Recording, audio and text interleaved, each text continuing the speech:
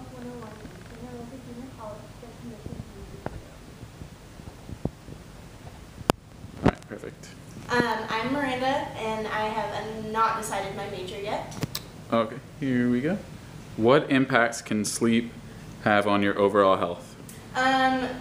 When I don't get a lot of sleep, I tend to not feel as great.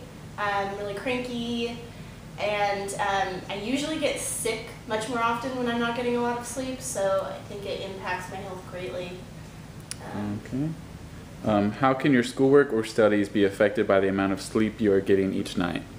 A lot of times when I'm really overwhelmed in school, I tend not to get a lot of sleep because I'm staying up really late to do the schoolwork.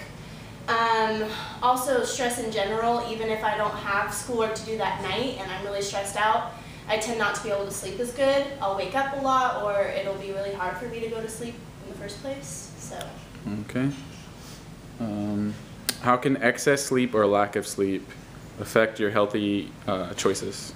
Like I was saying before, when I don't get a lot of sleep, I don't feel as well, and so like my interactions with people are definitely more off. I'm much more irritable. I tend not to like smile as much and have as good a time. So when I don't get a lot of sleep, definitely not as cool a person as I am when I am getting a lot of sleep. All right. What tips do you have on getting adequate sleep? Tips, usually, I think if you drink like tea, something warm right before you go to bed, or maybe try to like not leave everything to the last minute. Like if you have a lot of homework, like do the opposite of procrastinate and do it all really quick beforehand, so you aren't stuck right before you have to go to sleep. You have to stay up for like 3 extra hours. That would be a big tip, definitely. And then do you have a routine when you go to sleep at night? Sometimes it depends, not normally, but I do like to try to, like I said, I try to drink tea before I go to bed. It definitely calms me down.